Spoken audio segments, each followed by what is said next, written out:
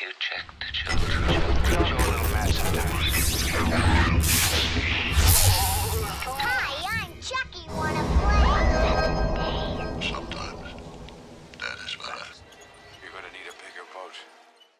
Hey everyone, welcome to the Horror Show. I'm Cecil Laird. And you got Jaime and Fuego here. And we are here to do a non-spoiler review of a new comic book movie. This is not a horror situation, you guys. You know, occasionally we do cover non-horror things on the channel, especially of the comic book variety. And this one especially, we are going to cover, it is Spider-Man No Way Home. And we wanted to cover this for loads of different reasons. We also, after watching it, very, very much want to discuss spoilers. So there will be a separate spoilers discussion from this non-spoiler review. So we won't touch on any spoilers in this one.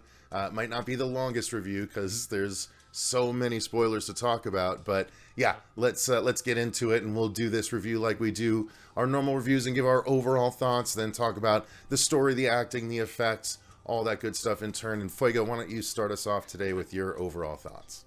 It was an utter nerdgasm.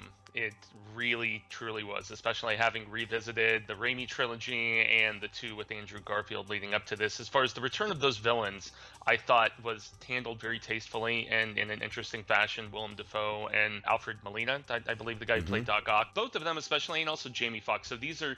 I don't consider those spoilers because they were on the press junket saying they're in this movie. They're shown on the posters and whatever. We're not going to reveal anything else beyond that. But I thought the utilization of all of them was really good. And I still have some issues with the derpiness of the Ned, MJ, Peter dynamic. But then again, those were my gripes with the previous two films in this John Watts trilogy. But as far as stakes, as far as the just seamlessness of the storytelling and integrating in all of these different themes that I was fearful they were going to be overstuffing the turkey, I don't think that they did. It felt very personal and just true to the legacy of the character that we've seen on screen for, X number of 20 years now, right? So yeah, I went in with expectation, and I always talk about the burden of expectation. This one lived up to my expectations, and dare I say maybe even exceeded them a little bit. So That is fair. That is fair. And I guess ultimately I agree as well. There were some shortcomings in my eyes, but overall it was just a really, really fun experience. And yeah, it was very nostalgia heavy. And, there was a lot of fun in that nostalgia. It didn't go nostalgia in the way that Ghostbusters Afterlife did. Like, it was just redoing stuff that had been done before. It was actually like a new story, something we haven't seen in the comic book world, let alone Spider World before. So it was really fun that way, and I thought the acting was great across the board. For overall thoughts, I didn't have as much of an issue with the trio that you seem to still have this time around, but I didn't really have an issue with them in the past either. So I thought that it was indeed the heaviest Spider-Man movie to date, I feel like, and it handled that heft very well. And I really liked the way everything played out. So overall, yeah, I pretty much loved this movie. I did have a couple of gripes, but I was very happy walking out of it. I was legitimately gleeful at a few moments in this film, dude. I just liked the big shit-eating grin that was on my face, and a few scenes, especially in the third act. The third act is, in my opinion, where this film really just wows. So, yeah. I agree. Let's get into the story, I would say. Yeah. The story, you see most of the story that we can talk about in the trailer, quite frankly. Peter, his life has been turned upside down very rapidly after having his identity revealed at the end of the last movie, and he thus goes to Doctor Strange to assist with making everyone forget that he's Spider-Man. And during the process, again, this is all in the trailers, he steps in and kind of screws up the spell, and it causes some villains from the past Spider-Man franchises to appear in this world. And what are those implications, and what are they going to do about it? That is the story overall, and that we can talk about. And I gotta say, I loved how it played out. It actually, I was really worried too that it might have been an overstuffed turkey. that it, was going to stumble and trip over itself, and that it was going to skip over things, like not address what we knew from the results of the villains in the past, you know what I mean? But they didn't do any of that. They addressed everything that I wanted them to address, and I was very pleased with how the story played out ultimately. What about you? Yeah, I was too, man. And having revisited, especially the Raimi trilogy, but I guess it is kind of a theme in the two amazing films that Mark Webb did as well, is that it seems like all of the Spidey villains are like kind of tragic villains in the fact that they're not ultimately terrible people. They just find themselves in these terrible situations, and kind of when the change transpires, they just kind of give in to the grief or whatever it may be, especially with Alfred Molina's Doc Ock. And I felt like this film held true to that in the writing department, and I knew it was going to be kind of a juggling act with all of these different villains. They didn't go quite 6, but I guess there's almost.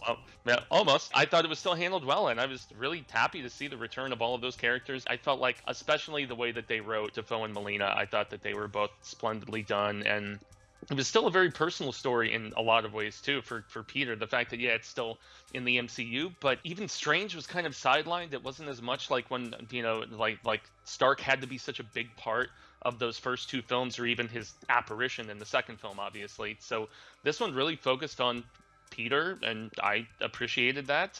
I still don't like the sidekicks that much, but that's really it's really the only thing, because I thought everything else was really blended and handled very well. So getting into the sidekicks, is it the acting you don't like, or the way the characters have been delivered? It's the way they're written. Okay. It just seems, well, the Scooby-Doo phrase, which is in the trailer, it feels very derpy Scooby-Doo sort of thing. And I know they're trying to poke fun at it, which is why Strange even says that. But that particular trio, and I guess I've just never been the biggest fan of Zendaya, although Zendaya. Zendaya, yes, that's right, because we were corrected when we were doing a reaction of some sort. So, yeah, aside from the writing of the two of them, I thought that Tom Holland really, as I guess we're kind of segueing into acting, I thought he did some of the best heavy lifting that he had. It's nice to see Happy back, as opposed to just making Star Wars stuff, which is what he is becoming much more increasingly famous for right now. I still love seeing Jon Favreau as an actor. I think he's got great comedic timing, and hot Marissa Tomei Aunt May, yeah, bring more of that on too. So I did think Benedict, he was almost shoehorned in. He was there maybe as a plot device kind of thing, as opposed to really needing to be there. But I guess we'll find out, once we get this multiverse of madness, how important this film was to transition into that, because it is still very much an MCU film, even if they didn't lean as heavily into that mythology, I guess. This movie served so many different purposes, and it, again, having to juggle this many things and not really dropping the ball on any of them, in my opinion, was really impressive feat to watch play out. Acting wise, for me, I enjoyed everyone. I get it, it's not as well defined a Scooby Gang as we've seen in other things, but it's just a trio, and I still think their relationships have evolved, and yet the characters are still true to themselves as what they've been developed as. The guy in the chair, the kind of sulky but good-hearted girl, and then, of course, Peter himself. So I think they work as a team, but I do feel like a lot of the humor didn't land this time around, not only just associated with them, but overall. It's not that it wasn't funny, because it was funny at times, but there was some stuff with Happy that I didn't really find that amusing. A couple things like that. But ultimately, I still think everyone did a great job with the acting, especially Tom Holland. He knocked it out of the park, and Marissa Tomei did a great job. Obviously, her Aunt May is a different turn. She's usually much older, but I really liked what she brought to the table this time around. And I think that, even the villains, Molina did a great job. Jamie Foxx had more to do than all of them had more to do in this movie than I gave them credit for, what I anticipated them getting. I thought everyone was going to get a little bit of time. None of them were going to be developed enough. It was just going to all be leaning on everything we knew before. But all of the villains that they brought in from the past franchises got time to further be developed in this new movie. It was really cool to see, and unexpected completely. So I really dug that. And so, yeah, the acting all around, and especially Defoe. I thought he did a great job again, you know, killing it as Norman and the Goblin again. Like that duo personality that we saw back in the original film was so fun to see again. Again, this isn't spoiling because we knew that he's returning as his role, but ultimately everyone was really fun to watch. Now, what about before we get into the effects, let's talk about the filmmaking real quick. I thought a lot of the stuff was really cool, but I did have some issues with some of the action, getting lost in some of the action at times. There's a lot of quick edits during some of the fight scenes that make it a little bit tough to figure out, and there's some confusion in one of the scenes based on uncontrollable aspects, but ultimately I thought the filmmaking was great, just a little confusing at times during the action scenes. What about you? I thought there was going to be a little bit more action. Okay. You know, to be honest. So we have the scene with Melina on the freeway, which has, you know, been just paraded around in the trailers, and so we knew that that was going to be a bit. I thought that was relatively well done, and also the final Statue of Liberty sequence that we get to, that one I thought I can kind of see where you're talking about with kind of the janky edits and some things of that nature, but I think I was just so caught up with the joyousness of everything else associated with that, where maybe I'm a little bit more forgiving. And so you see, Watts, he started out as this guy who was doing these very small films like, you know, Cop Car, and then he did Clown, which we both enjoyed, and I still don't know if he's as adept for this sort of like really big budget action centric filmmaking. I mean, from a storytelling standpoint, I think he is, but as far as, you know, him working with his DP and his editing team to get something that flows a little more seamlessly and doesn't have that kind of, you know, jankiness that you're referring to, I don't know, it was really just the characters involved in some of those action sequences that compelled me much more than, as I'm kind of trying to dance around things, more so than how thrilling they were compared to like Spidey 2, where he's, you know, doing that thing. Yeah.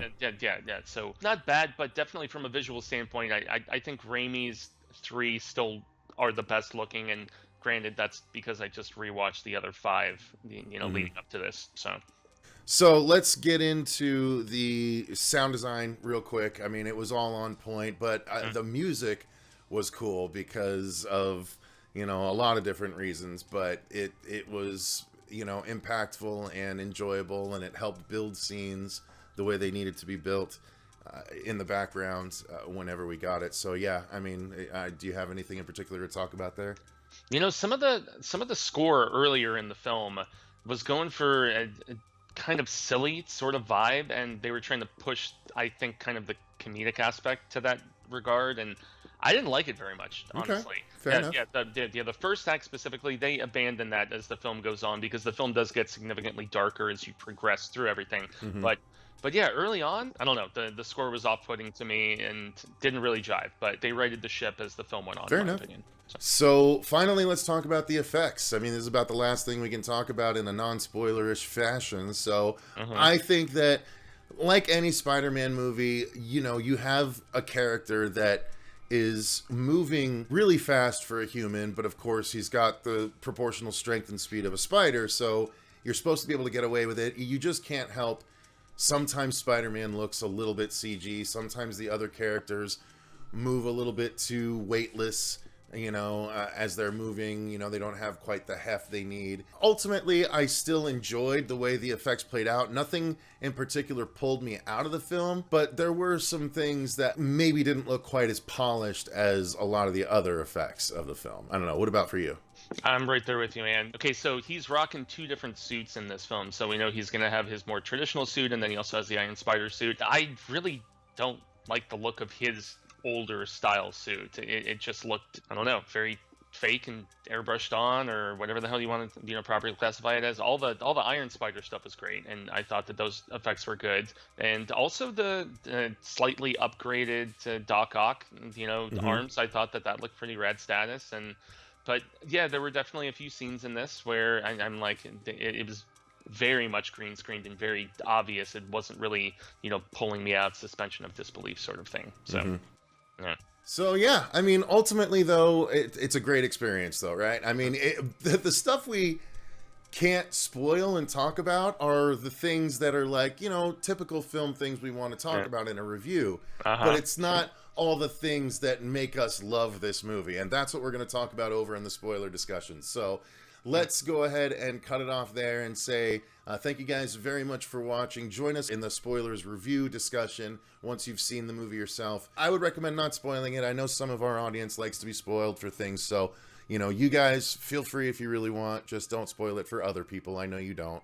But thank you guys very much for watching. Thank you to all of our patrons for supporting the channel the way that you do. We greatly appreciate it. If you enjoyed the video, click the like button and subscribe. Ding that notification bell so you don't miss that spoiler discussion. And until next time, I've been Cecil Laird. And gracias, I've been Jaime Fuego. And remember, stay scared.